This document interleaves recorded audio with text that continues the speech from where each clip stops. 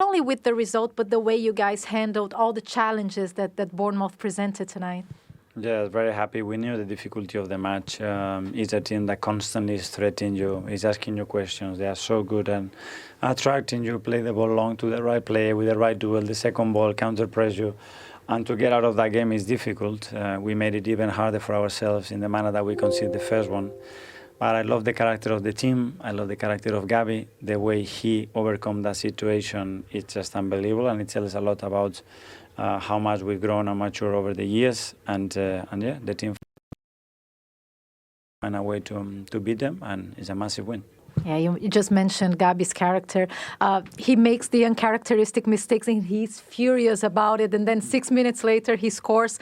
How much of his personality is translated into his game, you think? A lot. When you talk about presence and being dominant and authority, that's probably the player that represents that in this team. That's why it's so important. And you have to lead by example. You cannot demand that to the rest. And then if something happens to you, don't do it. So today's example, I think it's a great one.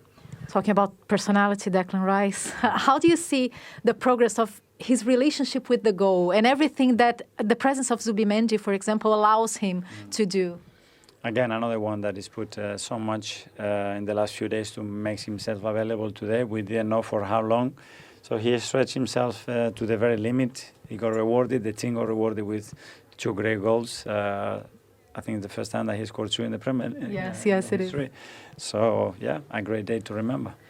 You know, you guys are the team who scored more goals in the first 15 minutes of the second half. It's 12 goals in the Premier League.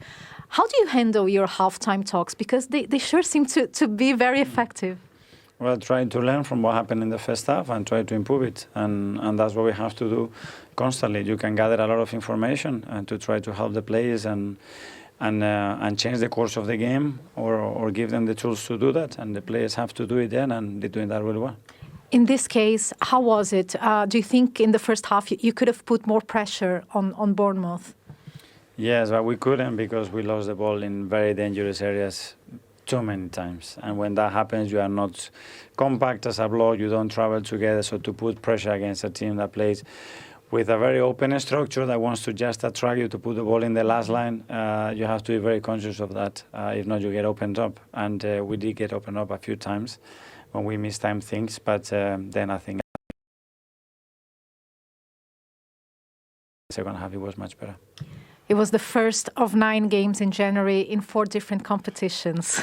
It's going to be a long month, but fans will be hopeful and excited, especially when you look at the quality of this squad. So how much confidence do you take when you look at this squad, you look at your finishers, you look at the starting 11, how much confidence does it give you for this run? Yes, a lot. I think, first of all, we need to understand the effort that they are doing because it's what we have in January, but what we had in November and December as well. So it doesn't matter. You see the decide. You see how they celebrate every action, how much they want it, and that's the energy that we're going to need. Okay, well done. Thank you. Ahead, but before we look too far ahead for Arsenal, let's just take a moment to reflect on where they are in terms of the turn of the year. I know they've played a game more than a couple of the teams who will be hoping to catch them, or certainly more than City, who'll be hoping to catch them. But 6 points clear of Villa, 7 points clear of City. They couldn't have hoped for much better at the start of January, could they, Merce? No, 100%. I think come what last August, if you'd have said they're going to be 7 points clear of Man City and Man City's game in hand is at home to Chelsea, you take that every day of the week. Every day of the week, yeah. They just got to keep on going. And they just got to keep on game by game. The games go very quickly. I think how many games in January, so many games, bang.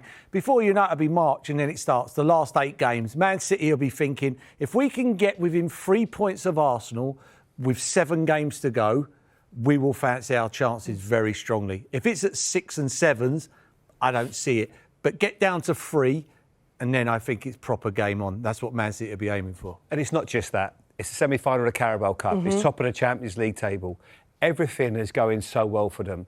I honestly think that it's probably the least important competition for them, but I genuinely believe the Carabao Cup is going to be so important because if they win that, it would just relax them into the rest of the season. It would take the pressure off to a certain extent. Don't get me wrong, they want this. This is the one they want. They want the league title, and then the Champions League can take care of itself. If they're lucky enough to do the double, unbelievable. But I do think that they've just got to win a trophy. And winning that Carabao Cup, because it's not the sort of game you want to lose against a big rival. You know, it's like of Arsenal, Chelsea. It's a huge one for them. I think it would just relax them, because at times I feel with Arsenal, as good as what they've been this last few years, they've been so unfortunate, but I also think pressure has sometimes got in their way. They've wanted it so badly that it hurts, and that can sometimes come at a cost, and it has done. But I feel that if they can just get that one and everything else, there's no reason why with this squad, because look at the players they're not even bringing off the bench. They're not even bringing off Eze today, who's an unbelievable player. They have got such an incredible squad, and that has been their downfall over the last few years, Paul. But that squad is going to be so important. Natalie pointed it out there. I was talking to Mikel Arteta about it there, about how busy their January is. But there are away games in the Premier League between now and the end of the season. You look at the Manchester City one, and if it stays sort of nip and tuck between them within sort of 3-4 points, then that could potentially be significant come the end of the season, and you know, on the 18th of April. But do they look winnable to you, Paul? Yeah, they all look winnable. I think what they won 5 and drew 2 of them games. Obviously, Leeds weren't in the Premier League, so if they can match what they did last season, that means they draw against Man City and they draw one and win the others.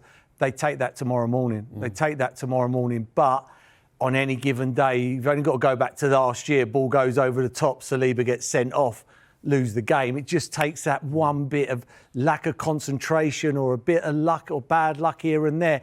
But they're hard games. Tottenham ain't going to be easy. Brentford's not easy. Long throw, you know, got one of the best home records in the league. No one likes to go to Leeds. Leeds, it'll be electric. You can make a case for all them teams. Forest are fighting for their lives. You know, so, you know, when they play Wolves might be shackles off, or who knows, Wolves might have won 4 on the trot. It's all about timings when you get down to there. How important, Paul, is it that you've got a bit of breathing space in that game, April the 18th? You don't want to be going there feeling like it's a must-win, do you? Oh, you'd want to be 6 points clear. You want to be 6 points clear. If that's a 3 point and Man City win that and go level with what would be left then 4 or 5 games, you've got to go with a team that have got over the line umpteen times to the team that haven't got over, and that's what. But they've got to look after them games before that. Who knows? Man City, you know, a couple more draws like they did against Sunderland, and they might fizzle away. But they just got to keep on doing. They're doing amazing at the moment. Arsenal, and their squad is so strong. It does look so good for Arsenal. They're in pole position. As you said, they've got the squad depth that maybe they've been missing in previous seasons. If it is going to turn, if it were to go against them, where do you think might be the weak point? Up front. I don't think Arsenal have a natural goal scorer. Gyökeres has come in as supposed to be that goal scorer, but I don't think he's a natural goal scorer. You know what I mean? He never really tapping balls in. He's always got, you know, well, he hasn't scored a lot of goals, full stop. I think that's where because when it gets down to the last 8 games and it gets so nervy, believe me, it's so nervy. You might need that out of something, and I just don't think they got that natural goal scorer. The nearest thing to it probably is Jesus. But he goes for Gyökeres before him, and I think he'll go with Havertz before him as well when he comes back. So that would be the one for me. I just don't think they have that goal scorer, do you know what I mean, out of nothing. Having said that, they managed 3 today against Bournemouth. Yeah, they got 3, but they were 3 very good goals. You know, 1 was from a centre-half and 2 from a midfield player. Again, not a centre-forward. No. But Arsenal did take all 3 points in that game again. Sure that he's all set up and ready to go. Declan, can you hear us? Wait, say that again because I lost the connection. Can you hear us? Can you hear us loud and clear? I can hear you it's now. all working. Yeah. We're just saying congratulations on the victory first of all, but also for you. We know that very famously you've scored 2 goals in a Champions League game before this, but you've never scored 2 goals in a Premier League game before today. Yeah, that's a crazy stat. I hadn't scored a lot this season, to be honest with you. I'd only scored 2. So to grab a brace today and an important victory was was a really nice feeling. You know, when you win and you're able to help out the team like I did today, it always had that extra bit of a special feeling. So, yeah, I'm delighted with the goals and obviously more importantly 3 points because they're a really good side, Bournemouth, especially here. Yeah, and they're always important games, particularly when you get to this stage of the season, when you are chasing a Premier League title. But this one coming off the back of the win against Villa, who are one of your direct competitors. You know, Manchester City dropped points against Sunderland. It just feels like it was a significant one in terms of timing as much as anything. Yeah, massive. Obviously, off the back of Aston Villa, I think the key thing today was to build on that and to go and win. You know, the win against Villa would have meant nothing if we come here today and didn't pick up anything. But it's so important this time of the year. The schedule's crazy. The fixtures come thick and fast. And, you know, if you can win your games in and around Christmas, on top of what we've done already, it's going to put us in a really good position. So we've got to keep building on that, keep the mentality right, keep pushing. But we're in a really good spot in a minute, and long may that continue. Hi, Dick. Paul Merson here. You're right. You're right, mate. I was just going to say, all good. What did Mikel Arteta say at half-time? Because I thought first half, I thought their midfield were all over you like a rash first half. Didn't really have time to get your heads up. A couple of times they intercepted, got you moved, you know. And I thought Arsenal as an Arsenal team give the ball away a lot more than they usually do. Second half, you sort of overpowered them. Was there anything that he said that sort of changed that, where you had to drop off or, you know, push on? Or Yeah, no, I think in the first half, I think we was doing the things they wanted. You know, we kept playing the ball to our left side and they kept trapping us. As soon as we made that one pass over to Gabriel, they all swarmed in on us and, you know, we made us either go back to David or kick it long. And like you said, it did feel like that on the pitch. It felt like they were swarmed all over us in the first half. But, you know, we're a team at second half. Once we get in there at half time and the manager speaks and we speak between each other, we knew we had the quality and we knew the space was there to go on and win the game. And we've done that a lot this season. So, you know, credit to everyone to go out there and perform how we did second half, because that wasn't easy today. Well Declan, Jamie Redknapp, congratulations, mate. Hopefully you've got a screen in front of you. Now, I want to talk about your 2 goals. As Kelly rightly says, very, very important ones. Let's talk through the first one. Obviously, a great finish from yourself. We're only 2 tap-ins, I think. I think, yeah, look there, like, it's just important. Look, there's big space, Victor's holding him off. And Martin, he was going to shoot, but he heard me shout. And obviously, if you keep the ball low, you've always got a chance, especially on the outside of the box. It's hard for the keepers to get down. So, you know, that was a nice one to score, because I've not scored many from outside the box this season. Yeah, it's a really good finish. It's just about, what do you see when you see it from this angle here, that you're just obviously trying to squeeze it into that corner because all the players are rushing over to their right. Yeah, and you see the keeper. When the Martin's got the ball, he's on that side of the goal, and then when Martin passed it back to me, he's naturally going to move to the right. So I knew it was going to be hard for him to then make the step back down low once he'd come back across. So I think that was an important goal because there was bodies in the way as well. So I was happy with that. And the next one, obviously, this is the winning goal, Deck. Talk us through this one, because obviously Bukayo Saka's now on the pitch. He gives you so much going from that area. You make a sort of a late run again. You played the ball out wide to him. You're just sort of drifting into the box here. Yeah, quick free kick, quick thinking. Don't let him get set. Let B be 1v1. Martin, great pass. And again, give B that shout. And I think that zone's always so important to occupy. You know, you see so many midfielders score goals from that position.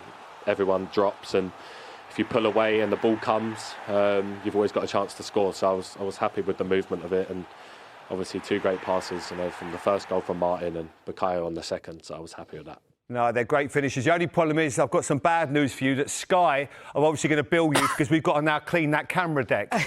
It's a bit of a problem for us. I don't know if you can see it here. A lot of saliva, mate. It was a sloppy kiss. Was it? Talk us through this. It was only a peck. It was only a peck. It's a New Year's kiss. New Year's kiss, celebratory exactly, kiss. mate. Declan, you mentioned Martin Zubimendi there, and I just want to talk to you about that relationship between the two of you and what his presence in the team allows you to do. Yeah, I think don't underestimate to come from La Liga to come into this team. You know, he's not the biggest player or the strongest, but his brain, the way it works, allows the teams to function in such a good way. He's been unreal. He plays so many minutes already for us this season. The way he gets on the ball, and obviously he's Spain's number 6 at the minute, and rightly so. You know, you see the qualities he brings, the calmness and composure, and the way he thinks. It's been great to play with him. I'm learning a lot, and you know, we've built a really good partnership. So, look, may that continue, because we're both young, we're both fresh, and we want to keep building that together. Dec, will you be watching the Man City-Chelsea game on Sky tomorrow? I didn't even watch the game versus Sunderland, honestly. I think I'm just, if I've got the time tomorrow, I might watch it. But yeah, I'm just focusing on us at the minute. I know it sounds cliche, but yeah, I think it's just important. There's so many games. Our recovery's got to be so important, and I can't get too caught up in what others are doing. I think it's the most important thing is what we do, and we can only control that. You know, it'll be a good game, I'm sure, but yeah, let's just keep going ourselves. Declan, just one on that point about not watching the games and focusing on what you're doing. Tell me about if it feels different this season, and if you've kind of learned from previous title challenges, if there's a kind of lesson you've taken from that.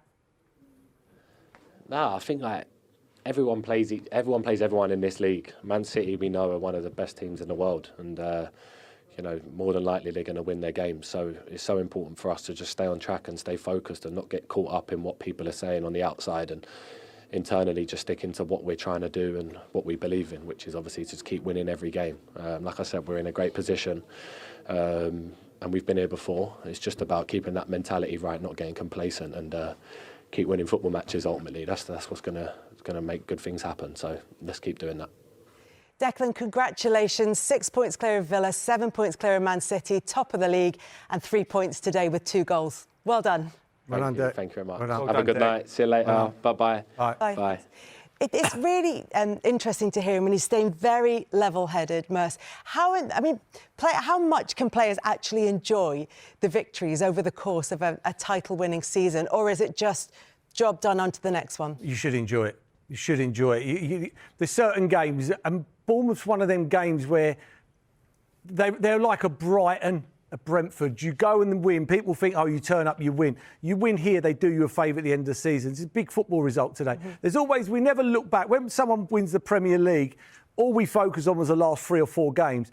But there's games like this game that they're the defining moments. It puts so much pressure on Man City. And I know people go, oh, we'll get on with our game and we'll do what we do. But you do, because I used to watch all the games. I used to watch. Of course, you want Man City to get beat tomorrow. If I'm playing for Arsenal, I want them to get beat. So for me, you know, it helps. You know, I know people will say, you know, we worry about ourselves. But it's less worrying about yourselves if the other teams are losing. It wasn't perfect from an Arsenal point of view. Not at all. But when you look back in a few weeks, you don't care, do you? No, not at all. Or do they, performance-wise? Well, if they're picking the Premier League trophy up in May, you don't analyse it. Here we go. Look, now we've got it going. No, you don't go back and say, oh, remember that game against Bournemouth? We just about got through and didn't play well in the night. It's all about getting points on the board and putting pressure back onto City or Aston Villa, whoever's chasing them down. And that's all you can do, is keep winning games of football.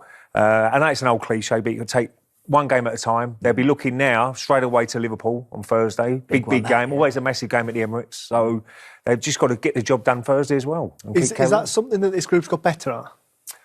Sometimes they can probably get better at seeing games out, like you said earlier, Glenn. I mean, at times you've got to put it in the corner and get a throw, give them a throw in, and with 2 or 3 minutes to go, they seem to invite pressure onto them, like the end. You know, Semenyo nearly had an opportunity to whip the ball back into the box again. So they've got to probably see that out a little bit better, but they've certainly got improved on it. Well, you made that reference when we were watching, Ray, didn't you? You know, when we were just watching 20 minutes or so ago, that, you know, the team that you were in, the Invincibles and the Arsenal teams under Wenger, they had that ability, that knack just to calm things down, to take a breath.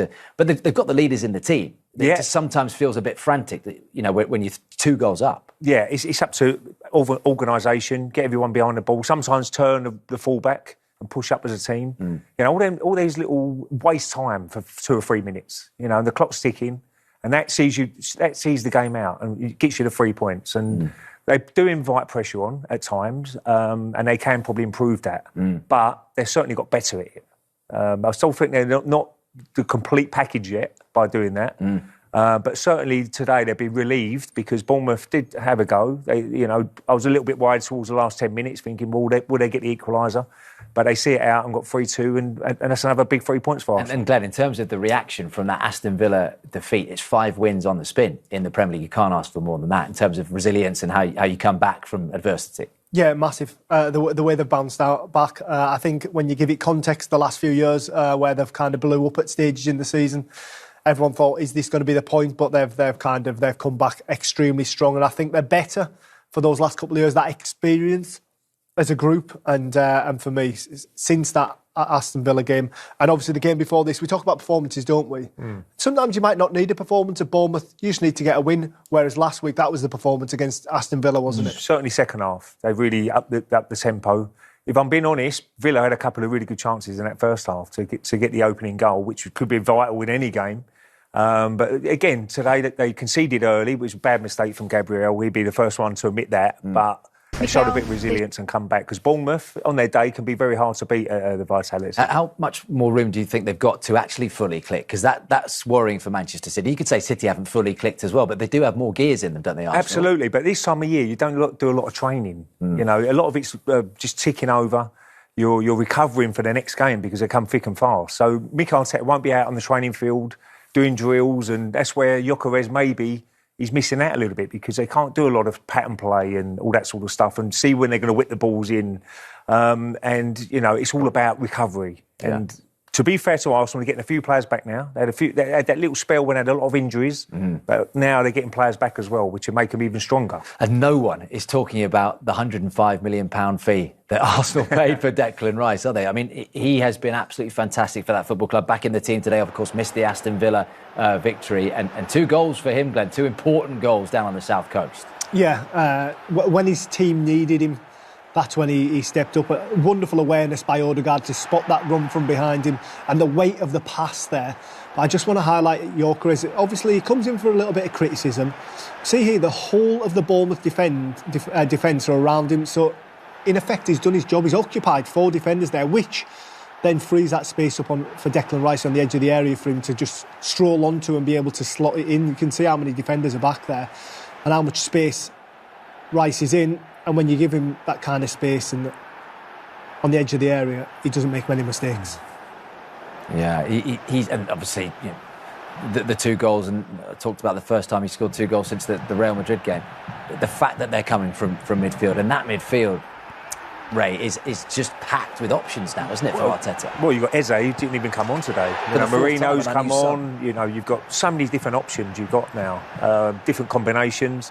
What Zubamendi's done so well since he's been at the club is that he's released Declan Rice to get in positions like he is there. Because before he come in, Zubamendi, it was Declan Rice who's probably playing that quite a deep midfield role.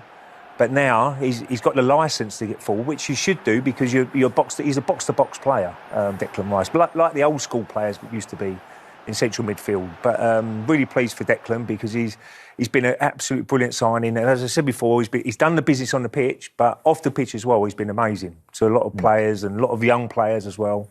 So huge credit to him. And that's when it looked pretty comfortable, didn't it? Very comfortable. 3-1 up. The Krupi goal changed things a little bit, didn't it, in terms of the nerves from an Arsenal point of view? Yeah, listen, I think Arsenal have got that kind of swagger and arrogance that they're happy to go toe-to-toe with teams like Bournemouth. And you said about shutting up shop, didn't you, Ray? But they believe that they're better, I think, this group. And when you get a look at this, you can't really pick much out of it from an Arsenal point of view, I don't think. I think it's you got to hold your hands up sometimes. It's a wonderful strike from 25 yards, and sometimes you just can't do anything about it. Harsh to question the keeper here?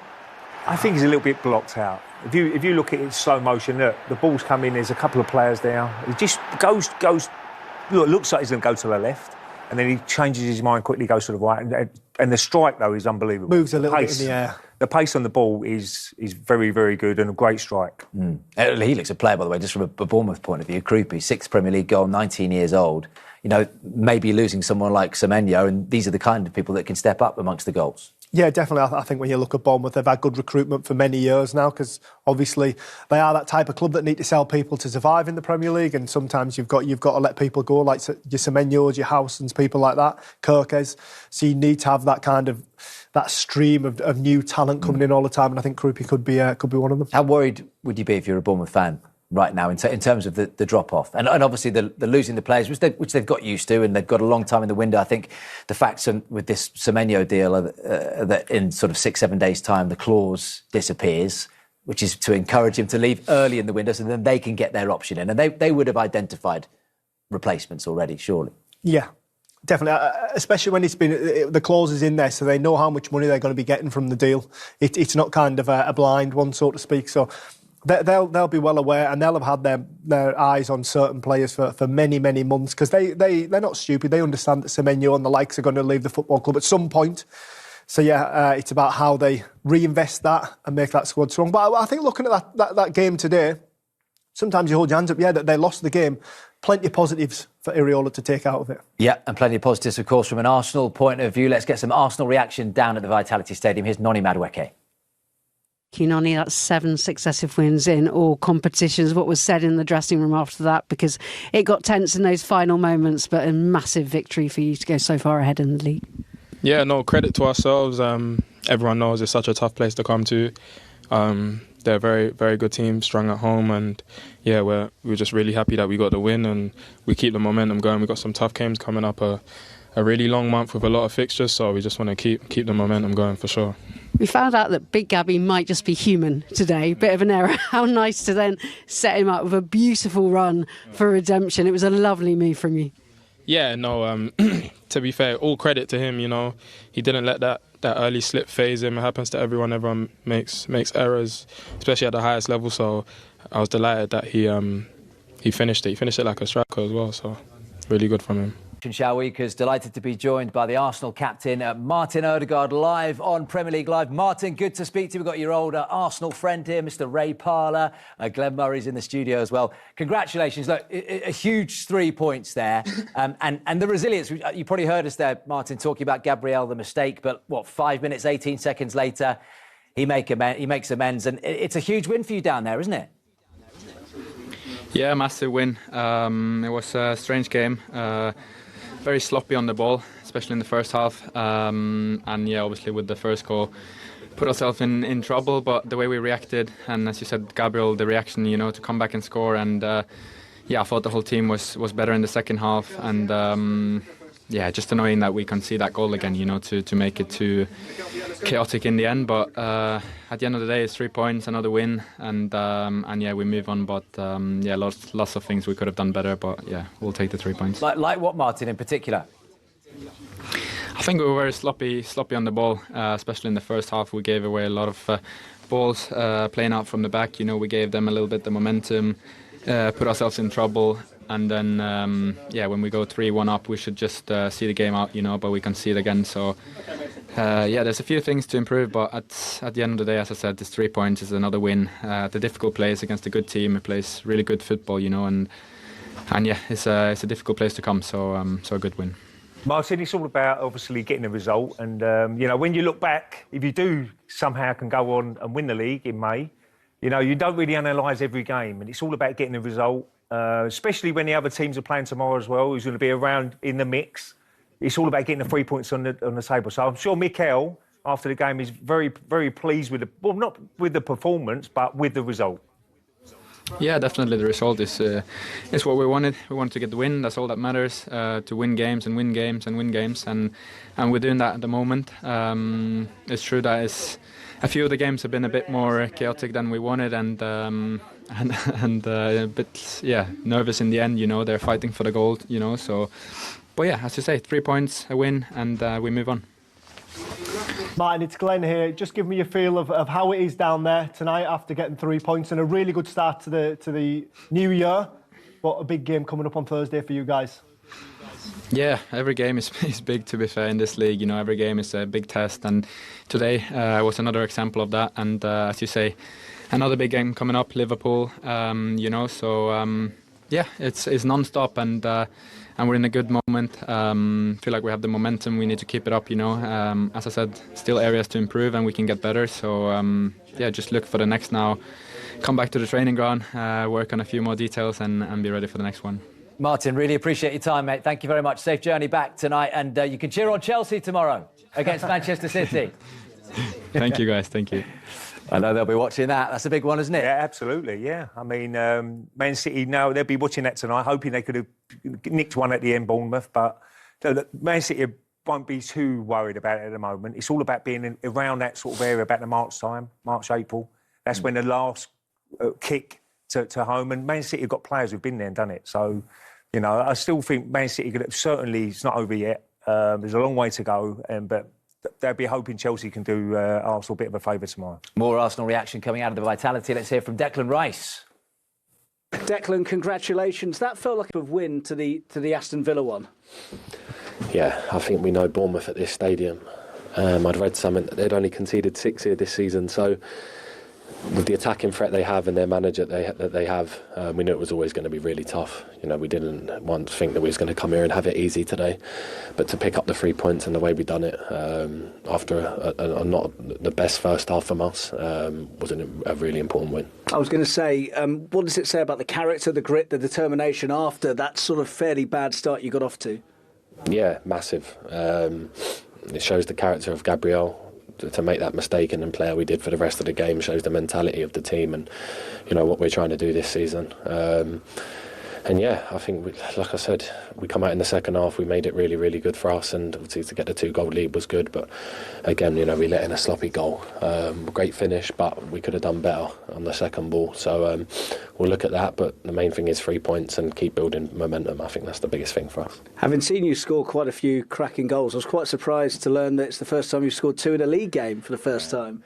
I know, that's crazy. I've been in situations before where I've scored 1 in a game when I wanted to go on and score another.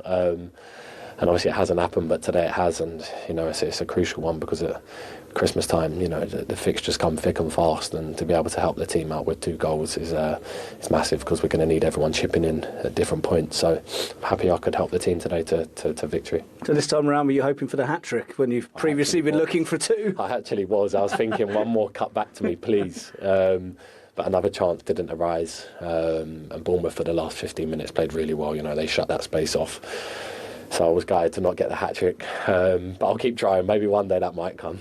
I know that Victor Gyökeres from the outside, people have been talking about his record and stuff. The manager said he does a lot more than just score goals, and today he played a vital part in the second goal, didn't he? Massive. It's tough for him because defenders are so tight on him and there's no space for him at all, but he's working so hard, and you see for the second goal he holds 2 of them off really, really well, sets Martin, who then sets me, and it's such a pivotal moment in the game because that turned the game on its head. And I see him in training, I see how he works. He's such a good guy.